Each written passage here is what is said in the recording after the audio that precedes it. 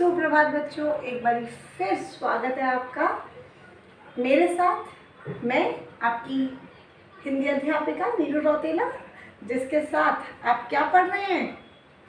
आप पढ़ रहे हैं गोपाल दास नीरज जी की कविता जलाओ दिए। इसका एक अनुच्छेद, एक जो पद था उसकी व्याख्या हम कर चुके हैं। कवि के बारे में हम जान चुके हैं, कवि क्या समझाना चाहते हैं, इस कविता का उद्देश्य क्या है, ये अब तक हम कर चुके हैं, है ना। तो आज क्या करना है हमें? आज करना है हमें इसके दूसरे पद की व्याख्या। तो ये मैंने कहा था ना आपको कि आप लोग इसका वाचन करना, इसको बोलकर देखना। तो देखा आप लोगों ने? बोला? क्यों बोल बोल के देखना है? क्योंकि बोलने से ही जब आप उच्चारण करेंगे तभी आपको आधे से ज़्यादा अर्थ तो समझ में आ ही जाएगा। चलिए तो शुरू करते हैं अपना दूसरा पद, इसकी व्याख्या। अभी तक हमने क्या पढ़ा, पहले एक बारी उस पर नज़र डालते हैं। हाँ, हमने पढ़ा ये कविता गोपाल दास नीरज जी द्वारा लिखी गई है, जिसमें उन्होंने दिए का उदाहरण दिया। दिया प्रतीक है, दिया मिट्टी के दिए की बात नहीं की गई जो दिवाली पर हम जलाते हैं या वैसे ही अपने घर में अंधकार को दूर करने के लिए जलाते हैं, उस दिए की बात नहीं की, बल्कि प्रेम, ज्ञान और शक्ति का जो प्रतीक है दिया, उसकी बात की है कि हमें इस पूरे संसार में मनुष्य को मनुष्यता का क्या करना चाहिए? चुनाव करना चाहिए। अमनुष्यतावादी या फिर अमानवीय आचरण नहीं करना चाहिए। तो यहाँ पर दिया प्रेम, ज्ञान और शक्ति का प्रतीक है, ये हमने पढ़ा। और अंधेरा, जो समाज में अंधेरा फैला हुआ है, वो अंधेरा कौन सा अंधेरा है? वो अंधेरा है अज्ञानता का, अमानवीयता का, बेरोजगारी का और भ्रष्टाचार का। इसके अलावा भी आप और भी कई कुरीतियाँ लिख सकते हैं। जो भी समाज में गलत हो रहा है वो सब अंधेरा है, जिसे खत्म कौन करेगा? हम मनुष्य। और कोई ईश्वर कोई रूप लेकर नहीं प्रकट होगा इन सबको खत्म करने के लिए, ठीक है। अभी तो हम इन सबको खत्म करने की जिम्मेदारी किसकी मान देते हैं? सरकार की, कि सरकार को ये करना चाहिए। लेकिन कवि कह रहे हैं कि नहीं, ये सभी चीज़ें, समाज में से अंधेरा, इस पूरी धरती पे से अंधेरा अगर कोई मिटा सकता है तो वो है मनुष्य। और वही है जो ज्ञान का, प्रेम का दिया जला सकता है। ये हमने अभी तक पढ़ा। अब पढ़ते हैं अपनी आगे की पंक्तियां। तो चलिए, कवि कहते हैं जलाओ दिए पर रहे ध्यान इतना, जलाओ दिए पर रहे ध्यान इतना, अंधेरा धरा पर कहीं रह ना पाए, अंधेरा धरा पर कहीं रह ना पाए।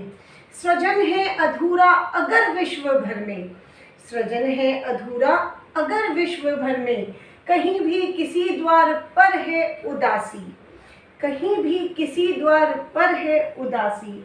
मनुष्यता नहीं पूर्ण तब तक बनेगी, मनुष्यता नहीं पूर्ण तब तक बनेगी कि जब तक लहू के लिए धरती प्यासी, कि जब तक लहू के लिए भूमि प्यासी। चलेगा सदा नाश का खेल यूं ही, चलेगा सदा नाश का खेल यूं ही, भले ही दिवाली यहाँ रोज आए, भले ही दिवाली यहाँ रोज आए। तो क्या कह रहे हैं? इस जो ये वाला जो पद है, इसमें ज़्यादा कठिन शब्द नहीं है। कुछ कठिन शब्द हैं जिनके मैंने यहाँ पर अर्थ लिखे हैं। धरा मतलब धरती, सृजन करना, किसी भी चीज़ का निर्माण करना, कुछ क्रिएट करना, मनुष्यता, इंसानियत, है ना, मानवीय आचरण, और लहू मतलब खून, ठीक है।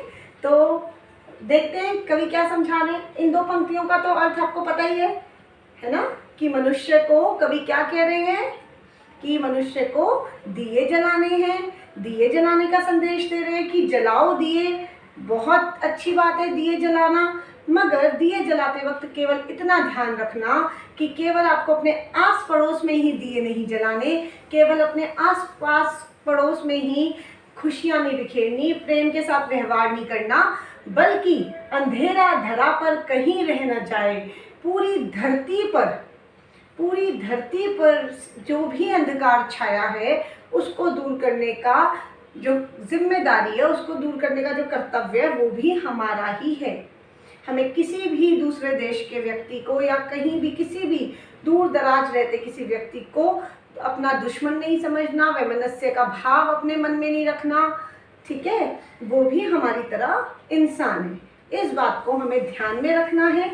तो यही कह रहे हैं कवि इन दो पंक्तियों में, ठीक। फिर आगे कहते हैं, सृजन है अधूरा अगर विश्व भर में, अगर पूरे विश्व में, पूरी दुनिया में कहीं पर भी सृजन अधूरा है।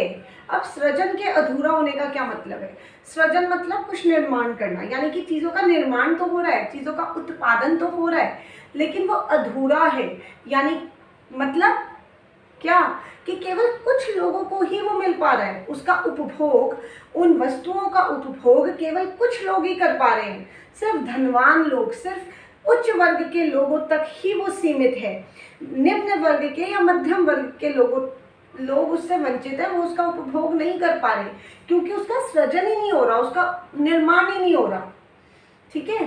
तो सृजन है अधूरा अगर विश्व भर में, अगर पूरे विश्व में कहीं भी कोई चीज़ बहुत ही कम मात्रा में उसका उत्पादन हो रहा है, कहीं बहुत ही कम मात्रा में वो चीज़ बन रही है, निर्माण हो रहा है उसका, कहीं भी किसी द्वार पर है उदासी, और किसी भी द्वार पर, किसी के भी घर में अगर उदासी छाई है, जैसे भूखमरी आप देखते हैं कि कई तो थाली में इतना जूठा भी छोड़ देते हैं, कितना फेंक भी देते हैं, है ना, खाते ही नहीं है, वेस्ट कर देते हैं। और कई ऐसे हैं जो थालियों में पड़ी हुई झूठन को भी समेट कर या बटोर कर उसको भी खा रहे हैं।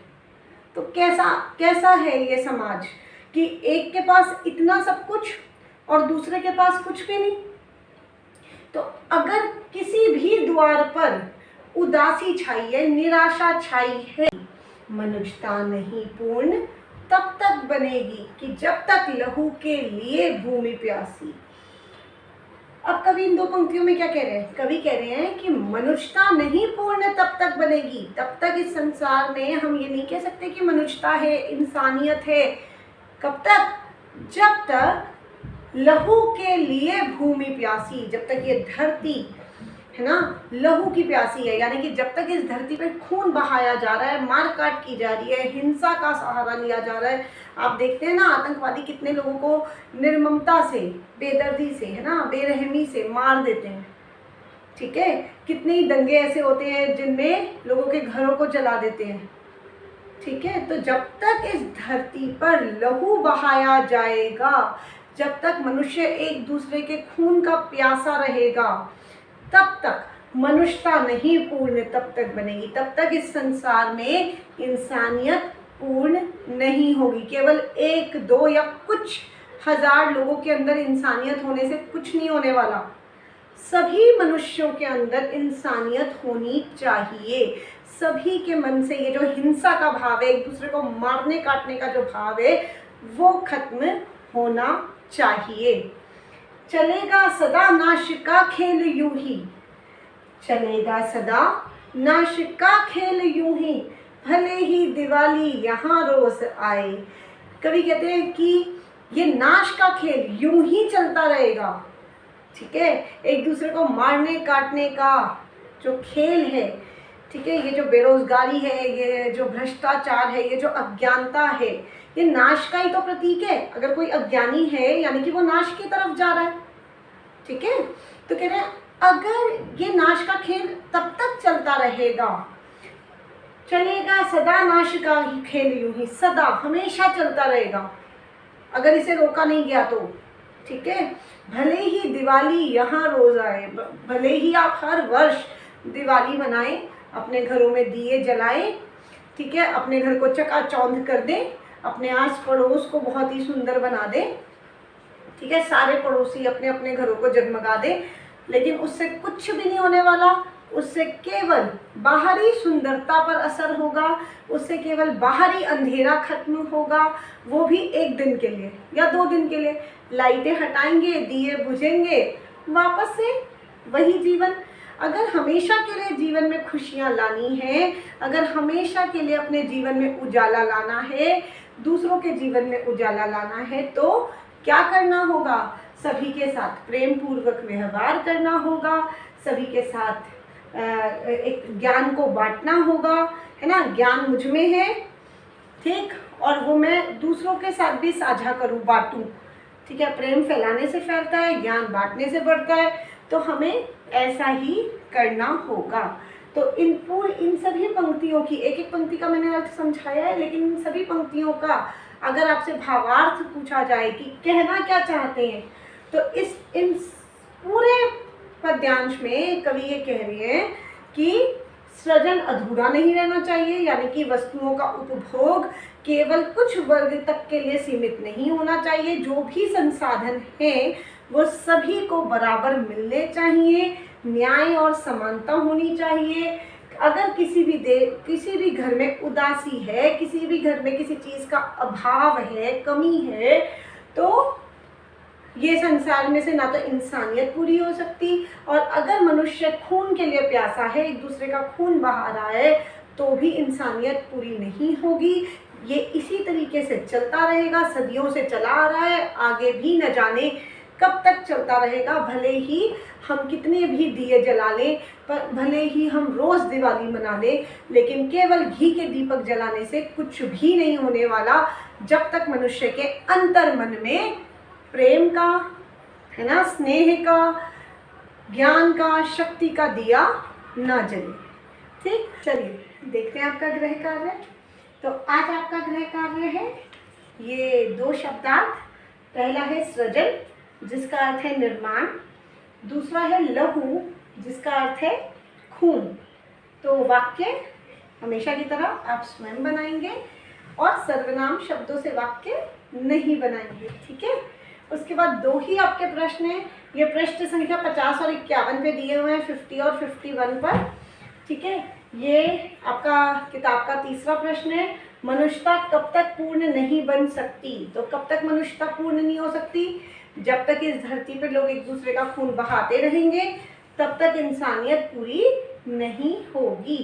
जब तक लोग हिंसा का सहारा लेंगे, एक दूसरे से नफरत करेंगे, ईर्ष्या करेंगे, तब तक इंसानियत, मनुष्यता पूरी नहीं हो सकती। दूसरा प्रश्न है, ये मौखिक प्रश्न का तीसरा है, पेज नंबर 50 पर, ठीक है।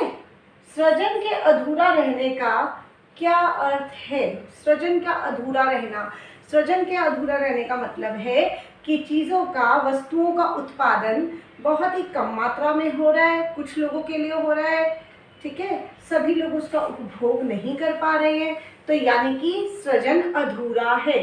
सृजन पूरा तब होगा जब संसार के सभी लोग उसका इस्तेमाल कर पाएंगे, चाहे वो निम्न जाति के हों, चाहे उच्च जाति के हों, कोई भी हो, ठीक है। तो जब सबके साथ समानता होगी, सबके साथ बराबरी का न्याय होगा, तब होगा कि सृजनता पूरी है। जब तक ऐसा नहीं होगा, तब तक सृजन अधूरा ही रहेगा, ठीक। तो इस तरीके से अपने शब्दों में बनाकर लिखेंगे। अगर कोई भी दिक्कत है तो क्या करेंगे, मुझसे कमेंट बॉक्स में ज़रूर पूछेंगे।